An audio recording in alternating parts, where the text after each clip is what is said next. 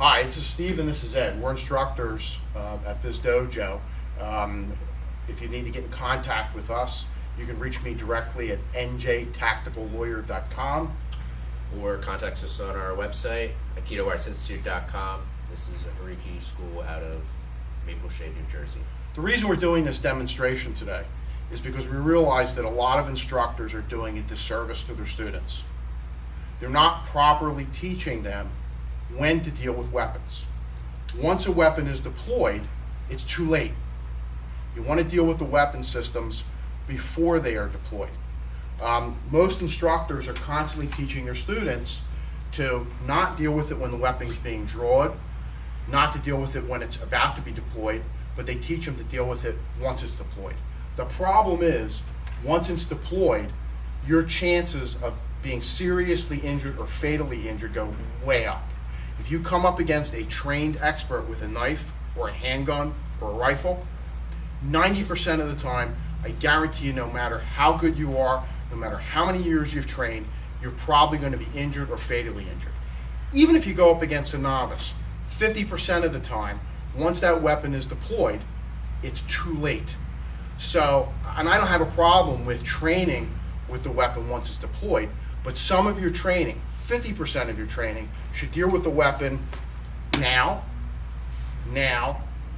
versus exclusively now, okay? Because we're going to show you in a few minutes, there's really not a whole lot of difference between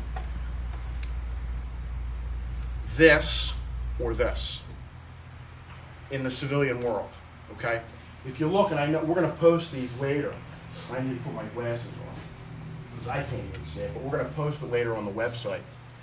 If you look, and this is according to FBI statistics and according to New York City Police Department, most fatal shootings, most assaults involving police officers, 0 to 5 feet, 6 to 10 feet, 3 to 6 feet, 0 to 2 yards. So, and these statistics go back all the way to 1994. And you can see, for example, in this chart, if you could read it, like I said, we'll post it, 0 to 2 yards, 69% of the incidents happened at that distance. So, what you want to take away from this is the time to deal with these weapons, whether they are a firearm, and all the firearms we're using today are in fact fake firearms, whether the firearm is, whether you're coming up against a firearm or a knife, the time to go after them, the time to counter them is not once they're deployed, but before they are being deployed.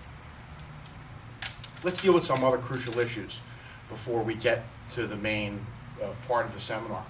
We constantly hear everybody tell, when you go to other schools or seminars, and we laugh about it regularly, you see instructors say, when you're about to be attacked, look at him in the face.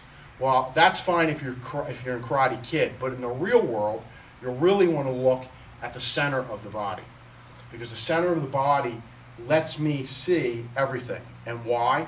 Let me show you.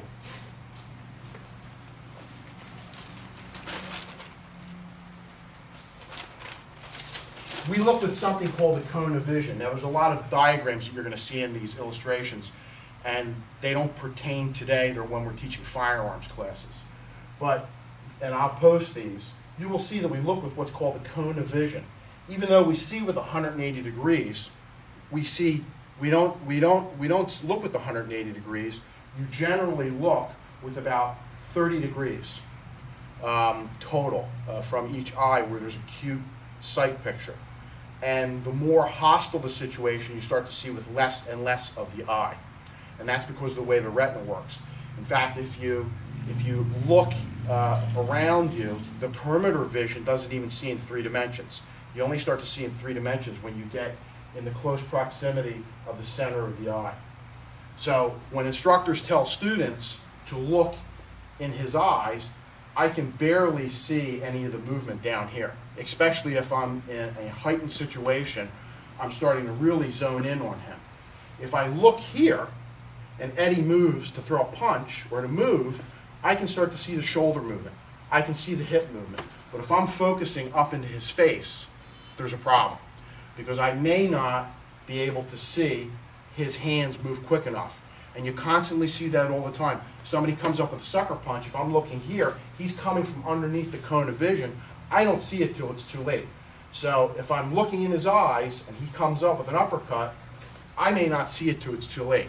But if I'm looking here and he goes to throw a punch, I can immediately see it and stop it. Okay, so it's very important that when you think you're going to be in a violent situation, that you really start to look here. Plus, it allows you to look at their hands. Okay, any comments? Ed? Okay. The other thing is, because I had one student say to me, well, you know, Sensei, what happens if he's coming with you from a knife from a distance? Well, if he's far away from me, the best martial arts in the world is just to get out of here, okay? You know, when you're out in the public, I don't want you to be paranoid, but, you know, there's a lot of unusual things that are happening in our society today. So when you're out of your home, you should be more observant about people that are coming towards you. Someone's coming towards me with a knife and he's 10, 20, 30, 40 yards away.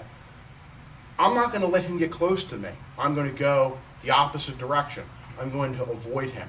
So the only time he should really become a threat to me is when he's close to me. Don't let him get close to you. Stop tape for a second.